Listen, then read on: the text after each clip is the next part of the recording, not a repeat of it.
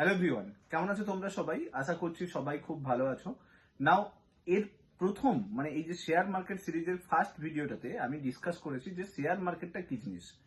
আজকের এই ভিডিওতে, এটা সেকেন্ড ভিডিও, এই ভিডিওতে আমরা ডিসকাস করব যে মিউচুয়াল ফান্ড কি জিনিস, মিউচুয়াল ফান্ড কিভাবে রান করে, আর এই মিউচুয়াল ফান্ডে কিভাবে ইনভেস্ট করব, কোন মিউচুয়াল ফান্ডে ইনভেস্ট করব, কোন মিউচুয়াল ফান্ড থেকে কিরকম রিটার্ন পাওয়া যায়, এই সমস্ত কিছু ডিটেলস এই ভিডিওটার মধ্যে থাকবে। ভিডিওটা ভালো লাগলে লাইক করে দিও।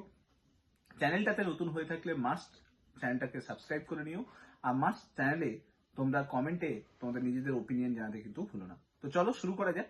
নাও, প্রথমে আসি শেয়ার মার্কেট আর মিউচুয়াল ফান্ডের মধ্যে ডিফারেন্স কি। দেখো, শেয়ার মার্কেটে আগের দিন আমি সুন্দরভাবে বুঝিয়েছিলাম যে যখন যদি আমরা কোনো কোম্পানির অংশীদারিত্ব পেতে চাই বা কোম্পানিতে ইনভেস্ট করতে চাই, সেই কোম্পানিতে কিন্তু একটা কোম্পানি পার্টিকুলার শেয়ার বিভিন্ন স্টক এক্সচেঞ্জে রিলিজ করে রেখেছে। তো স্টক এক্সচেঞ্জ থেকে আমরা কি করি, ওই কোম্পানির শেয়ারগুলোকে বাই করি, ডাইরেক্টলি বাই করি। এরপর কোম্পানি যদি প্রফিট গেন করে দেন আমরাও প্রফিট পাই। যদি কোম্পানির লস গেন করে, যদি কোম্পানির ওই শেয়ার নিচের দিকে যায়, তাহলে সেক্ষেত্রে লস আমরা বুক করি। নাও, এটা হচ্ছে শেয়ার মার্কেটে দেখেছিলাম। এক্ষেত্রে একটা জিনিস খুব ইম্পর্টেন্ট জিনিস, সেটা হলো যে আমরা আমাদেরকে নিজেদের অ্যানালাইসিসের মাধ্যমে বুঝতে হবে যে কোন কোম্পানিতে ইনভেস্ট করতে হবে। তো সেটার জন্য এক্সপার্টিস দরকার নিজের মধ্যে।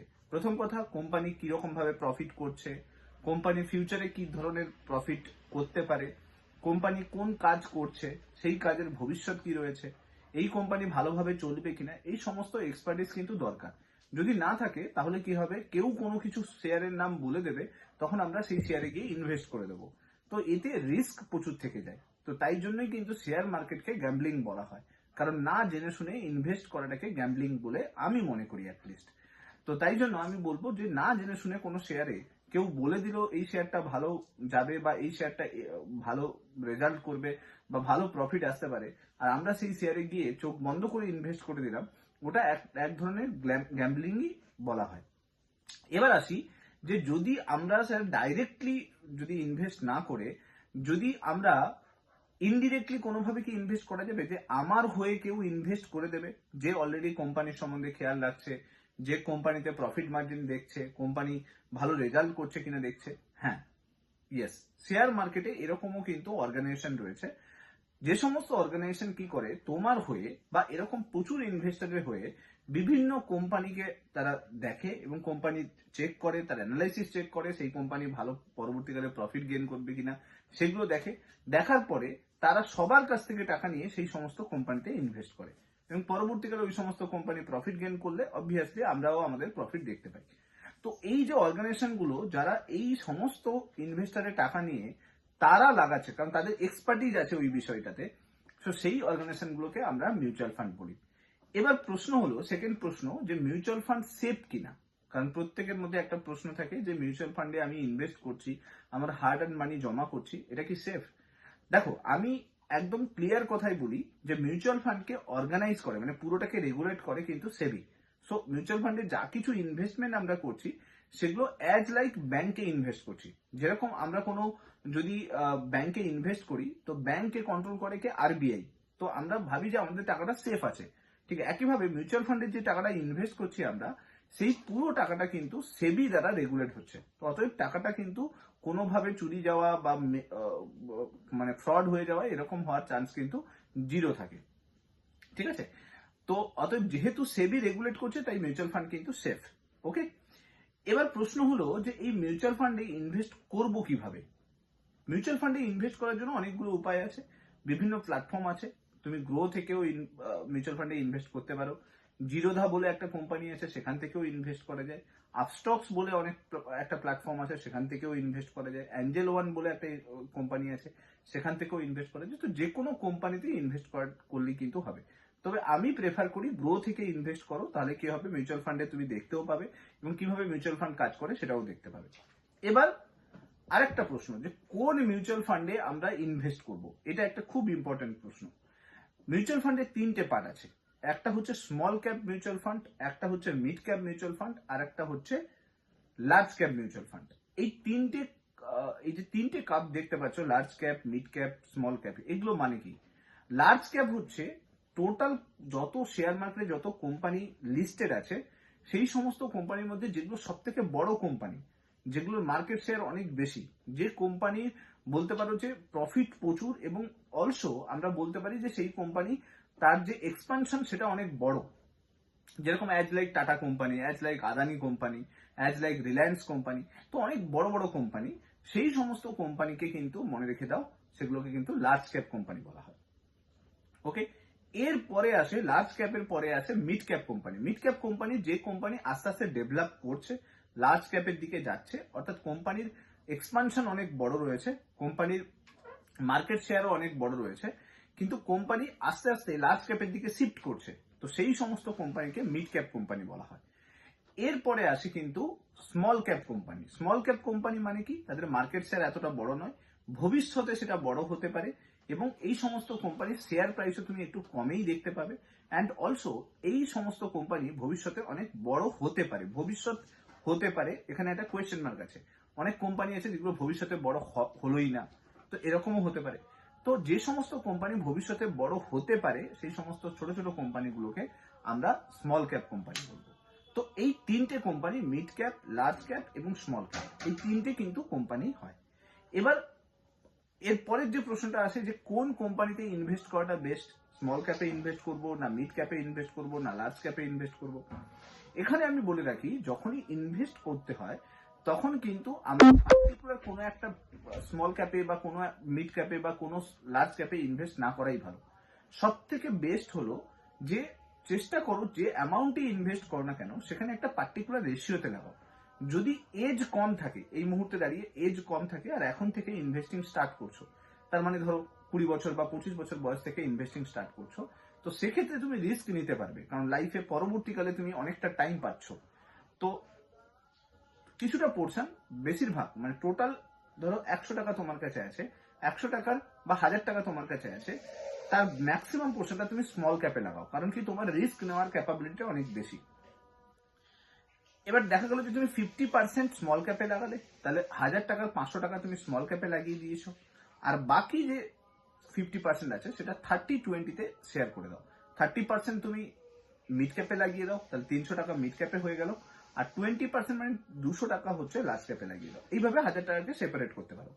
কখনো এটা করবে না যে আমি স্মল ক্যাপে পুরোটাই দিয়ে দিলাম বা মিড ক্যাপে পুরোটাই দিয়ে দিলাম বা লার্জ ক্যাপে পুরোটা দিয়ে দিলাম, তাহলে কিন্তু এক্সপোজার অত বেশি করে পাওয়া যায় না। তো চেষ্টা করতে হয় একটা রেশিও মেনটেন করে ইনভেস্ট করতে। এবার আসি যে এই তিনটের মধ্যে, স্মল ক্যাপ, মিড ক্যাপ এবং লার্জ ক্যাপের মধ্যে রিস্ক কোনটাই বেশি। দেখো এই তিনটে কোম্পানি মানে তিনটে যে ক্যাপ দেখতে পাচ্ছ, এই তিনটে ক্যাপের মধ্যে যেটা স্মল ক্যাপ আছে সে কিন্তু অনেক ছোট কোম্পানি, সে আস্তে আস্তে গ্রো করার চেষ্টা করছে। হতে পারে কোনো ডাউন ট্রান এলো, বা হতে পারে কোম্পানিতে কোনো কিছু ম্যানেজমেন্টের প্রবলেম হলো, তো সেই কোম্পানির শেয়ার কিন্তু শেয়ারের যে টোটাল প্রাইস সেটা কিন্তু ডাউন হতে পারে। তো স্মল ক্যাপ কোম্পানিতে রিস্ক অনেকটা বেশি থাকে।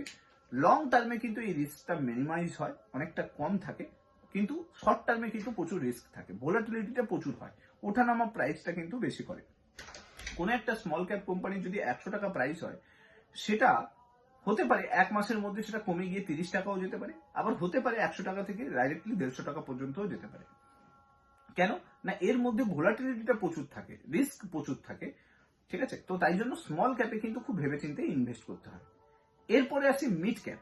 নাও মিড ক্যাপে কিন্তু এখানে কি হয় না, রিস্কটা একটু কম থাকে, এবং রিস্ক কম থাকে অ্যান্ড অলসো যেহেতু রিস্ক কম, তো এই জন্য ভোলাটিলিটিটাও কিন্তু একটু কম হয়, খুব বেশি ওপরে যায় না, খুব বেশি নিচে যায় না। তারপরে আসে লার্জ ক্যাপ, যেখানে রিস্ক প্রায় থাকেই না বলতে পারো, কিছুটা থাকে, ওঠানামা করে কিন্তু খুব বেশি ওঠানামা করে না। এবার যদি বলা হয় যে এই স্মল ক্যাপ, মিড ক্যাপ এবং লার্জ ক্যাপের মধ্যে প্রফিট কোথায় বেশি, কোন জায়গা থেকে বেশি প্রফিট পাবো, দেখো এই তিনটে cap, small cap, mid cap এবং লার্জ ক্যাপ, এই তিনটে ক্যাপের মধ্যে সবসময় জেনে রাখবে প্রফিট গেইন করতে পারে কিন্তু স্মল ক্যাপ। কেন না, এই কোম্পানি পরবর্তীকালে ভবিষ্যতে বড় হবে, তো সেখান থেকে প্রফিট কিন্তু পাবো, বাট সবসময় মাথায় রাখতে হবে এটা ভবিষ্যতে হবে। দ্যাট মিনস তুমি যা কিছু ইনভেস্ট করছো সেই ইনভেস্টমেন্টের টাইমলাইন যেন মিনিমাম 5 বছরের হয়। যদি মিনিমাম 5 বছরের রেসপেক্টে তুমি কোথাও ইনভেস্ট করে থাকো, মানে কোনো স্মল ক্যাপ হোক, মিড ক্যাপ হোক বা লার্জ ক্যাপ হোক, এগুলো যদি ইনভেস্ট করে থাকো, তাহলে কিন্তু তোমাকে চিন্তা ভাবনা কিছু করতে হবে না, কারণ 5 বছরের মধ্যে স্মল ক্যাপ বাউন্ড করবেই, রিটার্ন অনেক বেশি পাবে স্মল ক্যাপে, ঠিক আছে। যখনই এটা রিস্ক জোনে চলে আসবে। অর্থাৎ রিস্ক মানে আমি বলতে চাইলাম যে যখনই তুমি কম সময়ের জন্য ইনভেস্ট করবে, দেখা গেল তুমি 1 বছরের জন্য ইনভেস্ট করছো বা 6 মাসের জন্য ইনভেস্ট করছো বা 2 বছরের জন্য ইনভেস্ট করছো, তো আমি সেক্ষেত্রে বলবো স্মল ক্যাপে ইনভেস্ট করবে না, লার্জ ক্যাপে ইনভেস্ট করো। আর যদি তোমার লং টার্ম হরাইজন থাকে, মানে মিনিমাম 3 বছর অথবা 5 বছরের হরাইজন থাকে, তাহলে আমি বলবো যে স্মল ক্যাপে ম্যাক্সিমামটা লাগাবে, দেন মিড ক্যাপে লাগাবে, দেন তারপরে লার্জ ক্যাপে লাগাবে। তো এটা হলো কিভাবে ইনভেস্ট করতে হবে এবং কোন ইনভেস্টমেন্টের সব থেকে বেশি রিস্ক আছে এন্ড কোন ইনভেস্টমেন্টের সব থেকে বেশি প্রফিট আছে, এটা ক্লিয়ার করে দিলাম। এরপরে কথা হলো যে এই যে 3টে company, small cap, mid cap এবং লার্জ ক্যাপ, এই 3টে কোম্পানির মধ্যে কোন কোম্পানিগুলো ভালো।